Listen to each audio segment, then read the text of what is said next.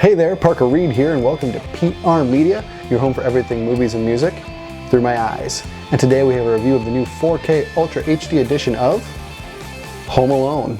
Home Alone is a 1990 American Christmas comedy film written and produced by John Hughes and directed by Chris Columbus. It stars Macaulay Culkin, Joe Pesci, Daniel Stern, John Hurd, and Catherine O'Hara. The film follows Kevin, an 8-year-old boy who must defend his home from two burglars, Harry and Marv, after his family accidentally leaves him behind on their Christmas vacation. So if you decide to pick up the 30th anniversary edition of Home Alone on 4K Ultra HD, the standard edition, and not the Best Buy Steelbook, this is the slipcover that you're getting. It's all flat here, no embossing, and then we have the Ultimate Collector's Edition stamped there at the bottom from Disney. And on the back, we've got some still imagery from the film, as well as saying the greatest holiday family film ever, now on 4K Ultra HD. Then when you open it up, you've got the same front and back cover art as a slipcover. And then on the disc, that's the disc art that you're getting. And if you want to steal the code, first one that gets it, gets it.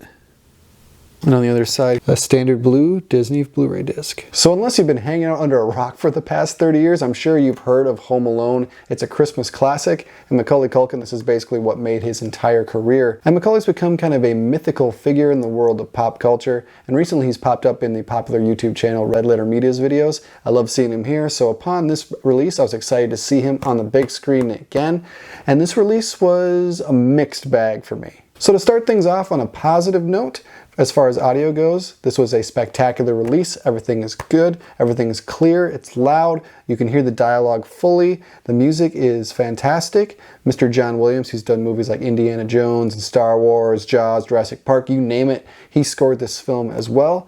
So of course the phenomenal score is going to be present when you have John Williams working on it. It's an instant classic. There's a reason you can buy it on vinyl now. But as far as visuals go for this 4K release, that's where the troubles start to lie. For me, while I was watching Home Alone, these felt like just a slightly upgraded Blu-ray, if not just a pretty good Blu-ray. It's full screen, so you can really see all the different pixels. And as far as clarity goes, when he's outside, it's much better than when he's inside and it's dark. But when he's inside, it's not very good. It's very grainy, noticeably grainy. And it's just not that clear. I was looking for more definition, more lines of people's faces, better detail overall. And I was just not finding with the Home Alone release for some reason. This is a pretty high profile title, so I thought that would be a priority.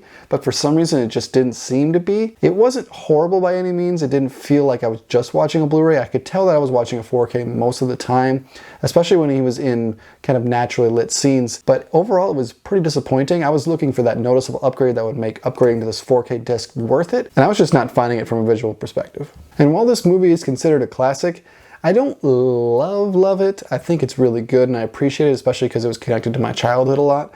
It's just a fine movie. It's about an hour, 40 minutes, hour, 45 minutes. A nice and breezy watch. So when I got this 4K release, it made sense to me because a lot of people are going to go towards it because it's such a classic and they remember it.